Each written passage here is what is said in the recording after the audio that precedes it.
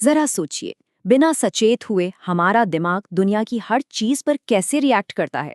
अचानक एक तेज आवाज होती है और हम तुरंत चौंक जाते हैं, है ना। ये इंसान के दिमाग का एकदम बुनियादी सर्वाइवल रिफ्लेक्स है।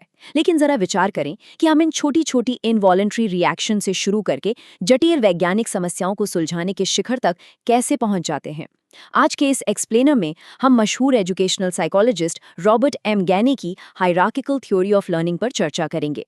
ये एक ऐसा शानदार स्ट्रक्चर है जो हमें बताता है कि इंसानी दिमाग असल में कैसे सीखता है और ये पूरी प्रक्रिया कितनी वैज्ञानिक है। ठीक है, तो चलिए इस शानदार सफर में डाइव इन करते हैं। आज की ये चर्चा एक सीढ़ी की तरह काम करेगी। हम सबसे नीचे यानी बुनियादी मानसिक रिफ्लेक्सेस से शुरुआत करेंगे और एक एक कदम ऊपर चढ़ते हुए इंसान की जटिल बौद्धिक क्षमता तक पहुंचेंगे। हमारे पास कवर करने के लिए 6 मुख्य हिस्से हैं।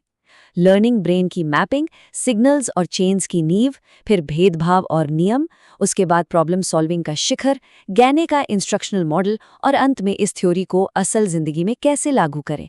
तो शुरुआत करते हैं पहले हिस्से से, मैपिंग द लर्निंग ब्रेन, नए कौशल प्राप्त करने की संज्ञानात्मक यांत्रिकी।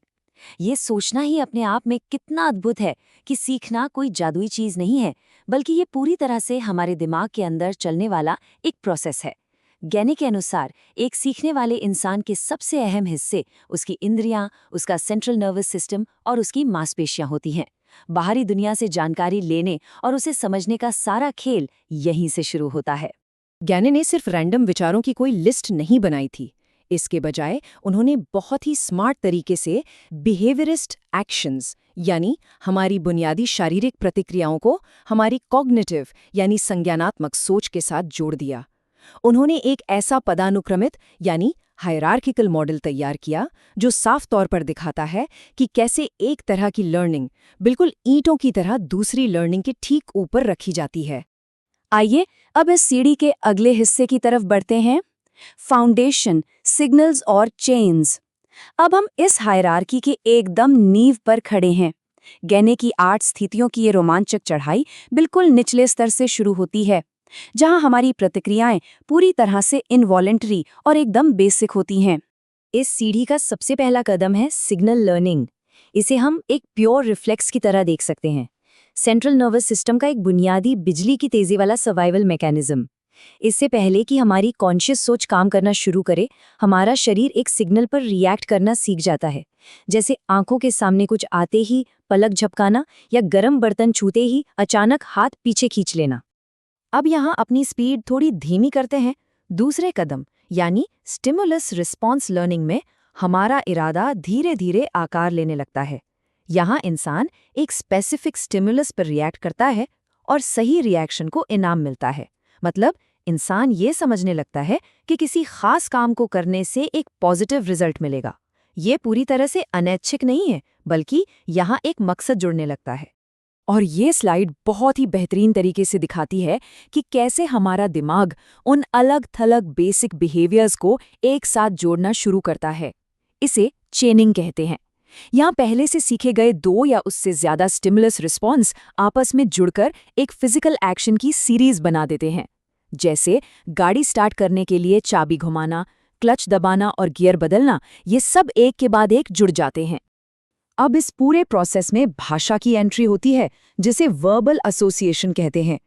अपने दिमाग में एक छोटे बच्चे की तस्वीर बनाइए जो एक चमकीली लाल गेंद की ओर इशारा कर रहा है और आखिरकार उसे लाल गेंद कहकर बुलाता है।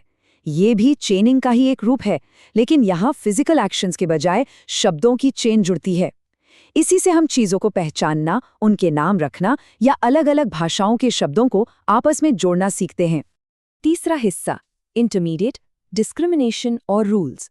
यहाँ से इस चढ़ाई में एक नया और अहम मोड़ आता है। हमारा दिमाग अब केवल बेसिक चीजों को याद रखने या रटने से आगे बढ़ चुका है और अपने आसपास के कॉम्प्लेक्स एनवायरनमेंट को एनालाइज करना शुरू कर रहा है। मल्टीपल डिस्क्रिमिनेशन के स्तर पर दिमाग बिल्कुल एक सॉर्टिंग मशीन की तरह काम करने लगता है। अब तक हमने जो भी अलग अलग मोटर और वर्बल आदतें सीखी थीं, दिमाग अब उनके बीच आसानी से फर्क करना सीख जाता है। जैसे एक जैसी दिखने वाली 2 अलग अलग कारों को पहचानना या मिलती जुलती आवाज़ों में सटीक अंतर कर पाना। ये अगला कदम अमूर्त सोच यानी एब्स्ट्रैक्ट थॉट की ओर एक बहुत बड़ी छलांग है। इसे कॉन्सेप्ट लर्निंग कहा जाता है।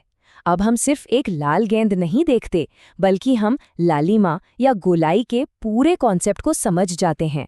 हम शेप या रंग जैसी एब्स्ट्रैक्ट विशेषताओं को पहचान कर चीज़ों की एक पूरी कैटेगरी के प्रति एक जैसा रिस्पॉन्स देना सीख जाते हैं। अब इस स्लाइड के बारे में जो बात वाकई सबसे दिलचस्प है वो ये है कि यहाँ हम दो या दो से ज़्यादा कॉन्सेप्ट्स को जोड़कर यूनिवर्सल नियम बनाना सीखते हैं, जिसे रूल लर्निंग कहते हैं। ज़रा उबलते हुए पानी के एक बर्तन के बारे में सोचिए। हमारा दिमाग तापमान और उबलने के बिंदु जैसे दो अलग अलग कॉन्सेप्ट्स को जोड़ देता है और एक नियम बना लेता है कि 100 डिग्री सेल्सियस पर पानी उबलेगा। और अब हम पहुंच गए हैं चौथे हिस्से पर, द पिनिकल प्रॉब्लम सॉल्विंग। ये इस हायरार्किकल चढ़ाई का बिल्कुल चरम बिंदु है। ये वो जगह है जहां हमारी कॉम्प्लेक्स इंटरनल थिंकिंग और बुद्धिमत्ता पूरी तरह से कमान संभाल लेती है। सच कहें तो ये सीखने की पूरी प्रक्रिया का अल्टीमेट गोल है, प्रॉब्लम सॉल्विंग। हमने बिल्कुल निचले स्तर के रिफ्लेक्सेस से शुरुआत की थी और एब्स्ट्रैक्ट रूल्स तक का सफर तय किया। अब किसी एकदम अनजान चुनौती को पार करने के लिए हम उन निचले स्तर के नियमों को एक साथ में लाते हैं। इसके लिए गहराई से सोचने और विचार करने के एक इंटरनल प्रोसेस की ज़रूरत होती है। इसे और अच्छे से समझने के लिए एक साइंटिफिक एक्सपेरिमेंट का उदाहरण लेते हैं। मान लीजिए ये साबित करना है कि हवा में दबाव होता है।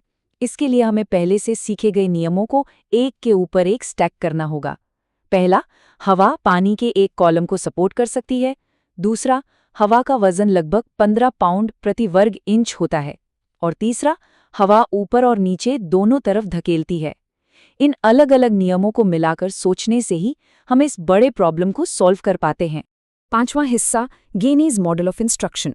हमने अभी तक ये देखा कि दिमाग के अंदर लर्निंग कैसे काम करती है, लेकिन अब अपना फोकस इस बात पर शिफ्ट करते हैं कि बाहर की दुनिया में इसे कैसे ऑर्गेनाइज किया जाता है। एक एजुकेटर कैसे ज्ञान को एक स्ट्रक्चर में ढालता है। इस टेबल में गैने द्वारा बताई गई सीखने की 5 वैरायटी दी गई हैं। इसमें फैक्ट्स याद रखना, फिजिकल मूवमेंट्स करना और कॉग्निटिव स्ट्रैटेजीज शामिल हैं। लेकिन यहाँ ध्यान देने वाली बात यह है कि इंटेलेक्चुअल स्किल्स मानसिक कामों के लिए सबसे ज़्यादा ज़रूरी हैं, क्योंकि इन्हीं से हम चीज़ों के बीच का रिश्ता समझते हैं। और दूसरी तरफ एटीट्यूड्स हैं जो एक इंजन की तरह काम करते हैं और हमारे अंदर सीखने का असली मोटिवेशन पैदा करते हैं। यहाँ थोड़ी एनर्जी बढ़ाते हैं। गैने के इन 9 स्टेजेस को दिमाग के लिए एक रैपिड फायर चेकलिस्ट की तरह देखिए। ये हमेशा एक सीक्वेंस में चलने चाहिए। सबसे पहले अटेंशन ग्रैब करना, फिर गोल्स बताना, पुरानी बातों को याद दिलाना, नया स्टिम्युलस प्रेजेंट करना, गाइडेंस देना, परफॉर्मेंस करवाना, फीडबैक देना, असेसमेंट करना और लास्ट में ज्ञान को लंबे समय तक याद रखने के लिए उसे रिटेन करवाना। बाहर से परफेक्ट लर्निंग एनवायरनमेंट बनाने के लिए ये पूरा लूप बहुत ज़रूरी है। अगर हम इन स्टेजेस को समराइज करें तो ये मुख्य रूप से 3 फेज में बटे हैं: तैयारी, परफॉर्मेंस का एक्विजिशन और सबसे ज़रूरी उस सीखी हुई चीज़ को नए माहौल में ट्रांसफर करना। ये फेज बाहरी दुनिया के स्टिमुलस को इंसान की इंटरनल साइकोलॉजिकल स्टेट के साथ बहुत ही शानदार ढंग से ब्लेंड कर देते हैं। छठा और आखिरी हिस्सा, पुटिंग थ्योरी इन प्रैक्टिस। तो ये सारी थ्योरी सुनने में तो बहुत कमाल की लगती है, लेकिन इसे असल जिंदगी में कैसे इस्तेमाल किया जाए? आइए इस एब्स्ट्रैक्ट थ्योरी को किताबों से निकालकर इंस्ट्रक्शनल डिज़ाइन की प्रैक्टिकल दुनिया में लाते हैं। तो सबसे क्रूशियल पॉइंट ये है कि किसी भी सिखाने वाले को इस हायरार्की का दिल से सम्मान करना चाहिए।